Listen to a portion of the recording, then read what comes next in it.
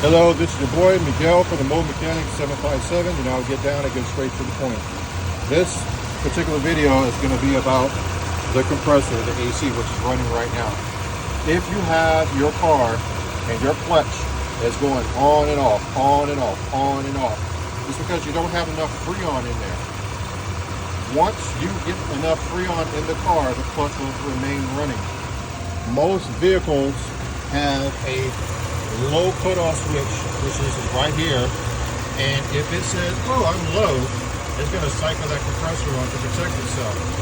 If you put too much Freon in, which is right here, the high pressure switch, the clutch won't run at all. But if your clutch is actually physically running, that means you need to have, and it's on and off, cycle on and off, you need to put Freon in your car. If you like this video, please like, subscribe, and share. Thank you.